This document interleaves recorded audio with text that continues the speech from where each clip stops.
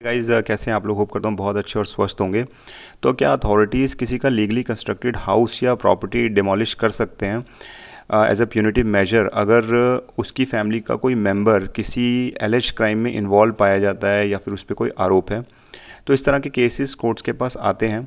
और अगर मैं अभी रिसेंट एक केस की बात करूं जिसमें कि पिटिशन दाखिल हुआ है सुप्रीम कोर्ट में, जिसमें कि पिटिशनर ने ये शंका जताई है कि उसको खतरा है, ये एलेज्ड क्लेम किया है उसने कि उसको खतरा है कि उसकी प्रॉपर्टी को डिमोलिश किया जा सकता है अथॉरिटीज़ के द्वारा, क्योंकि उसकी फैमिली का कोई मेंबर पे कोई आरोप है कि भाई वो किसी क्राइम में इन्वॉल्व है। तो कोर्ट ने उस पर संज्ञान लेते हुए एक 4 वीक्स का एक रिटर्नेबल नोटिस जारी किया है। और तब तक उन्होंने ये स्टेटस को मेंटेन करने के लिए कहा है पिटिशनर की प्रॉपर्टी पे कि अनटिल फर्दर ऑर्डर या इंस्ट्रक्शन जो प्रॉपर्टी है वो वैसे की वैसी रहेगी, उस पर कोई एक्शन नहीं होना चाहिए। और इसमें जो पिटिशनर है उन्होंने कंप्लेंट भी दाखिल किया है डिप्टी एसपी के ऑफिस में, जिसमें उन्होंने भारतीय न्याय संहिता के 333 धारा 333 के अकॉर्डिंग उन्होंने ये कंप्लेंट किया है कि भाई उनको ऐसा खतरा है। और ये जो सेक्शन है इसमें ये house trespass with preparation for hurt assault and wrongful restraint का सेक्शन है। और इसमें 7 साल तक की सज़ा का प्रावधान भी है विद फाइन। तो इसमें उन्होंने ये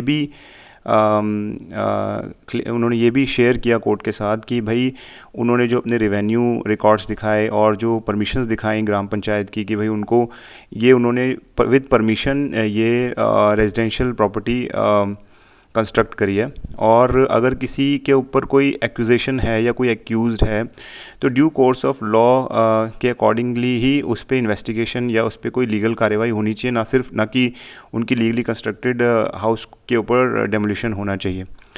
तो कोर्ट ने भी इस पे संज्ञान लेते हुए अपनी ऑब्जर्वेशन शेयर करी कि भाई देखो, जिस कंट्री में उन्होंने ये कहा जिस कंट्री में जो स्टेट हैं उनके एक्शन गवर्न होते हैं रूल ऑफ लॉ से, वहाँ पे अगर कोई भी ऐसा ट्रांसग्रेशन होता है किसी फैमिली मेम्बर के द्वारा तो उसके जो और फैमिली मेम्बर हैं उसके ऊपर एक्शन नहीं होना चाहिए या फिर उनकी कोई लीगली कंस्ट्रक्टेड प्रॉपर्टी को डैमेज नहीं करना चाहिए। और जो ड्यू कोर्स ऑफ लॉ है वो उस प्रोसेस के थ्रू इन्वेस्टिगेशन करके उस पर जो भी कार्रवाई होनी चाहिए वो होनी चाहिए।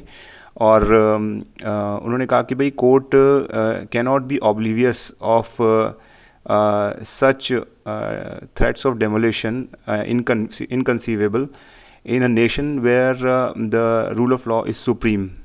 और कोई भी डेमोलिशन जिसमें कि क्राइम एलेज्ड है, मतलब अगर कोई क्राइम एलेज्ड है किसी एक्यूज के ऊपर तो उसकी लीगली कंस्ट्रक्टेड प्रॉपर्टी को उसके ऊपर कोई डैमेज नहीं होना चाहिए।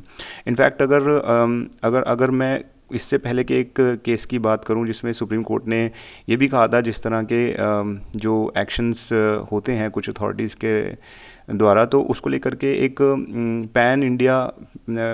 पैन नेशन लेवल पे कुछ गाइडलाइंस जारी करने की ज़रूरत है ताकि जो अथॉरिटीज़ हैं वो अपने जो पावर्स की लिमिट में रहें। तो जैसा कि हम जानते हैं कि एडमिनिस्ट्रेटिव जो अथॉरिटीज़ होती हैं उनकी पावर अनलिमिटेड होती है और उन्हीं के ऊपर चेक करने के लिए जुडिशरी होती है ताकि वो अपनी पावर का आर्बिट्री यूज़ ना करें और जो सिविलियंस हैं उनको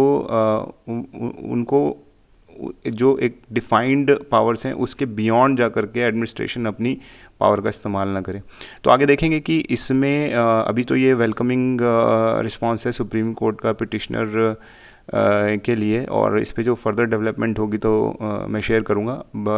अगर आपको ये इन्फॉर्मेशन अगर आपको ये इन्फॉर्मेशन फ़ायदेमंद लगी हो तो आप इसको अपने और लॉ स्टूडेंट्स या जो और फ्रेंड्स हैं जो लॉ फ्रेटर्निटी के उनके साथ शेयर कर सकते हैं। और इसी तरह की इन्फॉर्मेशन को जानने के लिए आप मेरे चैनल को लाइक और सब्सक्राइब भी कर सकते हैं।